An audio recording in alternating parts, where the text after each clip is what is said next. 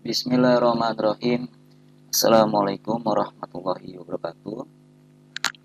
Baik, kali ini kita akan masuk ke dalam materi perkuliahan pengantar teknologi, informasi, dan komunikasi. Pengertian dari teknologi itu sendiri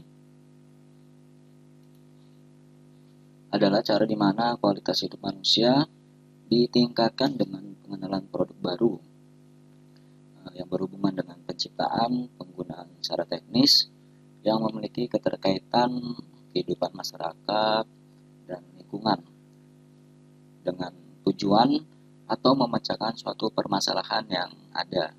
Itu adalah pengertian dari teknologi. Sedangkan untuk pengertian dari teknologi informasi, definisi informasi teknologi yang diambil dari Information Technology Training Package ICA 99 bahwa industri teknologi informasi didefinisikan sebagai pengembangan teknologi dan aplikasi dari komputer dan teknologi berbasis komunikasi untuk memproses penyajian, pengolahan data, dan informasi, termasuk di dalamnya pengembangan hardware, software yang berhubungan dengan suatu komputer. Kemudian, di dalam penerapan teknologi informasi bisa masuk ke dalam berbagai bidang, diantaranya bidang pendidikan, kesehatan, perbankan, bisnis, pemerintahan, dan perusahaan. Yang pertama yaitu bidang pendidikan.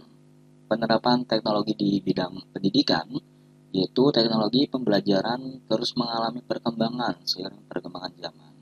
Salah satunya menggunakan kombinasi teknologi audio ataupun video dengan menggunakan internet. Seperti halnya pembelajaran sekarang, kita menggunakan berbagai bidang virtual. Sedangkan penerapan teknologi informasi di bidang kesehatan, yaitu teknologi informasi dalam bidang kesehatan, salah satunya penggunaan kartu cerdas ya, smart card. Penggunaan komputer hasil pencitraan 3 dimensi untuk menunjukkan letak tumor dalam tubuh pasien. Di bidang teknologi informasi, di bidang perbankan, yaitu diterapkannya transaksi perbankan melalui internet atau yang dikenal dengan istilah internet banking ya, yang sekarang sering kita gunakan. Penerapan teknologi informasi di bidang bisnis, yaitu perdagangan seperti e-commerce, melibatkan transfer dana elektronik, pertukaran data elektronik, sistem manajemen inventory otomatis, dan sistem pengumpulan data secara otomatis. Ini adalah penerapan teknologi informasi di bidang bisnis. Kemudian, penerapan teknologi informasi di bidang pemerintahan, yaitu teknologi informasi dan komunikasi yang dikembangkan dalam pemerintahan seperti e-government yang membuat masyarakat semakin mudah dalam mengakses kebijakan pemerintah sehingga program yang dirancangkan oleh suatu pemerintahan dapat berjalan dengan lancar dan bisa kita lihat secara publik seperti itu. Dan yang terakhir adalah penerapan teknologi informasi di bidang perusahaan. Penerapan teknologi dalam lingkungan kerja, salah satunya seperti penerapan ERP, yaitu perangkat lunak yang mencakup sistem manajemen dalam perusahaan. Kemudian ada pengenalan komputer. Di dalam pengenalan komputer itu sendiri terdiri dari 3 ya, yaitu hardware, software, dan firmware. Untuk hardware yaitu perangkat keras, yaitu perangkat inputan, perangkat proses, dan perangkat output atau keluaran. Perangkat inputan seperti halnya yaitu bisa keyboard, bisa mouse, dan lain sebagainya. Untuk perangkat proses seperti hard disk dan lain sebagainya, memori, itu juga termasuk ke dalam perangkat proses. Dan yang terakhir adalah perangkat output, keluaran, bisa menggunakan printer ataupun lain sebagainya. Kemudian yang kedua adalah software, yaitu perangkat lunak. Salah satunya yaitu sistem operasi ataupun software aplikasi yang dibuat sehingga mempermudah dalam penggunaan data ataupun penyampaian suatu data. Kemudian yang terakhir adalah brandware, yaitu pengguna, yaitu yaitu manusia itu sendiri ya, yang menggunakan atau mengoperasikan komputer, laptop, ataupun teknologi itu sendiri. Ini adalah 3 items ya, ada hardware, software, dan firmware. Kemudian ada klasifikasi komputer. Nah, ini adalah klasifikasi komputer berdasarkan dari perkembangan dari dahulu ya. Yang pertama yaitu komputer analog, komputer digital, komputer hybrid, hingga sekarang yaitu general purpose komputer. Mengenai komputer analog, yaitu keluaran dari komputer, jenis ini adalah dalam bentuk dial ataupun grafik ya. Bisa dilihat dari perangkatnya seperti ini. Kemudian komputer digital, yaitu komputer untuk memproses diskrit data bilangan angka yang terputus-putus dan akan menganalisis data sebagai sinyal. Nah, seperti ini ya gambarnya. Beda dengan yang namanya komputer analog. Kemudian ada lagi komputer hybrid. Komputer hybrid itu adalah penggabungan antara komputer analog dan komputer digital. Nah, jadi bisa menggunakan grafik dan bisa memproses juga nih mengenai angka yang terputus-putus atau bilangan ya sebagai sinyal. Ini adalah komputer hybrid.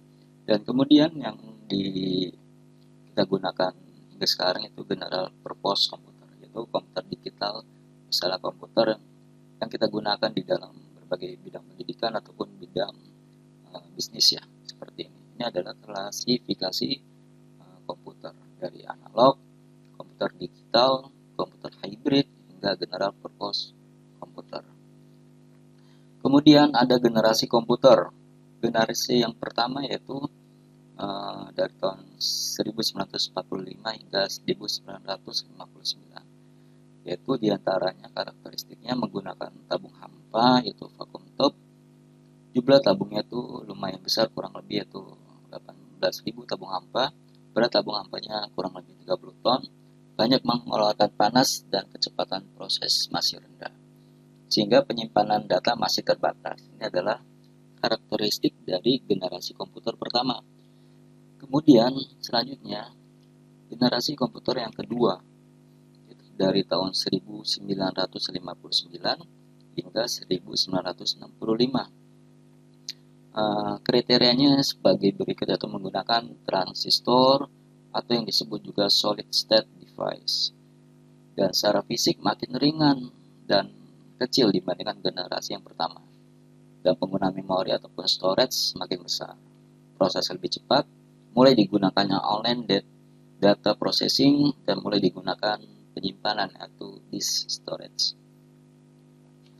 Kemudian generasi komputer yang ketiga yaitu tahun 1965 hingga 1970, yaitu sudah menggunakan IC ya, integrated circuits, dan menggunakan multi-processing dan multi-programming. Menggunakan visual display terminal, tampilan layar, menampilkan grafik, menerima dan menampilkan suatu suara. Ini adalah karakteristik dari generasi komputer yang ketiga. Kemudian di generasi komputer keempat sejak 1970 yaitu sudah menggunakan LCI, yaitu Large Scale Integration, yaitu sirkuit terpadu dengan berbagai puluhan ribuan transistor per chip ya, yang dikembangkan menjadi VLCI, yaitu Very Large Scale Integration. Kemudian karakteristik berikutnya adalah teknologi pembuatan VLCI disebut dengan MOS. Teknologi merupakan pemadatan ribuan transistor ke dalam suatu chip. Sekarang yang biasa kita sebut yaitu adalah IC. Nah, chip ini disebut dengan CMOS ya. CMOS, chip metal oxide semiconductor, karena terbuat dari metal logam aluminium melalui proses oksidasi dan bersifat semikonduktor. Kemudian generasi komputer yang kelima dimulai sekitar tahun 1995, itu berkembangnya berbagai software ya, seperti Windows, Linux, dan sebagainya. Dan komputer mempunyai kemampuan dalam berbagai bidang sehingga disebut sebagai kecerdasan buatan, ataupun AI ya, Artificial Intelligence. Dalam AI ini dikembangkan sistem pakar, ekspor sistem, ataupun robot dan sebagainya. Kemudian di generasi ke-6, komputer generasi ke-6 merupakan komputer yang digandengkan ya, akan menggunakan kecerdasan buatan artificial intelligence, memaksimalkan penggunaan AI ya, dan memungkinkan terjadinya interaksi antara manusia dengan komputer. Dan yang terakhir adalah generasi komputer yang ketujuh, itu komputer di generasi ketujuh ini diperkirakan akan sangat mengubah gaya hidup masyarakat di dunia ataupun di sekitar kita. Seperti halnya yang sudah kita rasakan pada saat ini ya. Kemudian, untuk mengatur teknologi informasi dan komunikasi, cukup sekian materinya. Sampai di sini dan sampai berjumpa lagi di pertemuan ke depan. Saya akhiri. Assalamualaikum warahmatullahi wabarakatuh.